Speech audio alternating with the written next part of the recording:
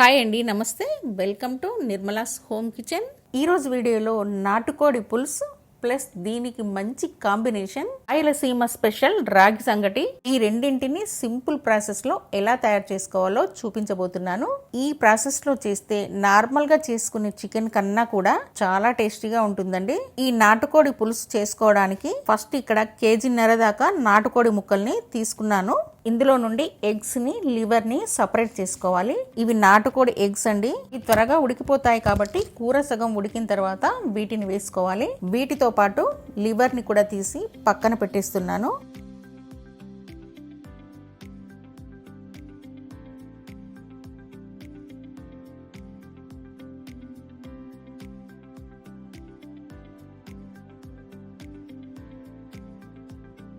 ఇప్పుడు ఈ చికెన్ని నీళ్లు పోసి 2-3 సార్లైనా నీట్గా కడిగి తీసుకోవాలి.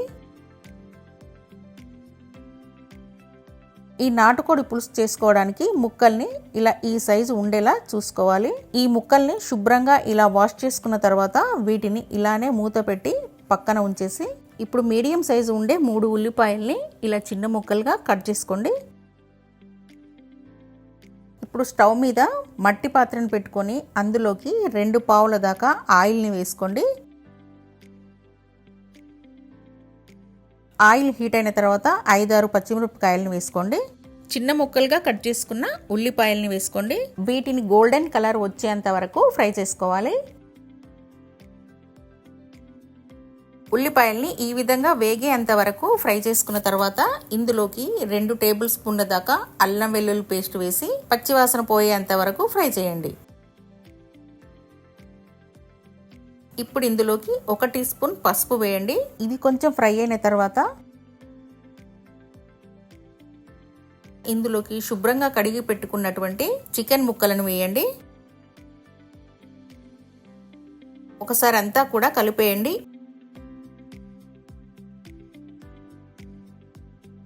ఇలా కలుపుకున్న తర్వాత మూత పెట్టి చికెన్ని ఒక 50% ఉడికించుకోవాలి. చికెన్ ఇలా ఉడికిన తర్వాత ఇప్పుడు ఇందులోకి టేస్ట్కి సరిపడా సాల్ట్, 2 టేబుల్ స్పూన్ల కారం వేసుకోవాలి. అలాగే 1 స్పూన్ దాకా గరం మసాలా పొడిని కూడా వేసుకోవాలి. ఇప్పుడు ఒక మీడియం సైజ్ టమాటాని ఇలా చిన్న ముక్కలుగా కట్ చేసి వేసుకోవాలి. వీటన్నింటినీ వేసుకున్న తర్వాత ఒకసారి అంతా కలిపేసుకొని మూత పెట్టేసి టమాటా మెత్తగా మగ్గేంత వరకు కుక్ చేసుకోవాలి. ఈ విధంగా టమాటాలన్నీ పూర్తిగా మగ్గిపోయి మంచిగా గ్రేవీలా అయిన తర్వాత ఇందులోకి మనం ముందుగా తీసి పెట్టుకున్నటువంటి ఎగ్స్ ని లివర్ ని కూడా నీట్గా కడిగేసి ఇందులో యాడ్ చేసేయండి. ఇప్పుడు ఒకసారి అంతా కలిపేసి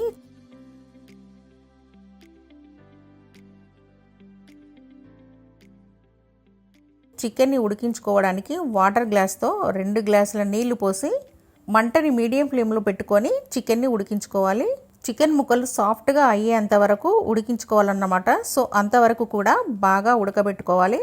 ఇలా ఆయిల్ పైకి తేలిన తర్వాత ఇప్పుడు 1 స్పూన్ ధనియాల పొడిని, సన్నగా తరిగి పెట్టుకున్న కొత్తిమీర, ఒకసారి అంతా కూడా కలిపేయండి.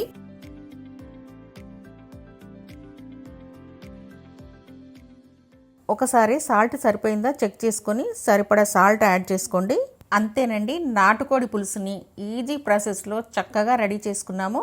ఇప్పుడు నాటుకోడి పులుసుకి మంచి కాంబినేషన్ రాయలసీమ స్పెషల్ రాగి సంగటి చేసుకోవడానికి 1 గ్లాస్ బియ్యాన్ని నీళ్లు పోసి 1-2 సార్లు బాగా కడిగి ఒక అరగంట పాటు నానబెట్టుకోవాలి. అరగంట నానబెట్టుకున్న బియ్యాన్ని గిన్నెలో వేసి ఇందులోకి అదే గ్లాస్తో 10 గ్లాసుల దాకా నీళ్లు వేసి అన్నాన్ని ఉడికించుకోవాలి.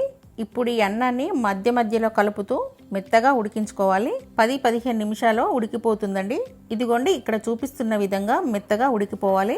ఇలా అన్నం ఉడికిపోయిన తర్వాత మంటని మీడియం ఫ్లేమ్లో పెట్టుకొని మనం ఏ గ్లాస్తో అయితే రైస్ని తీసుకున్నామో అదే గ్లాస్తో 2 గ్లాసుల రాగి పిండిని వేసుకోవాలి.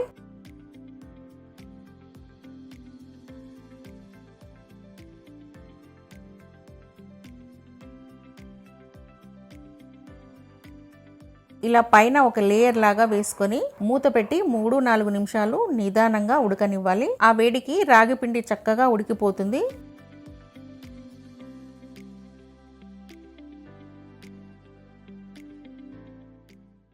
ఇలా మగ్గిన తర్వాత గరిటెతో బాగా కలుపుకోవాలి. ఉండలు లేకుండా మెత్తగా కలుపుకోండి.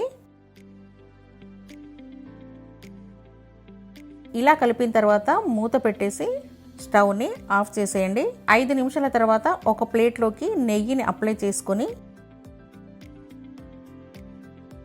మీకు నచ్చిన సైజులో ఉండలు చేసి తీసుకోండి.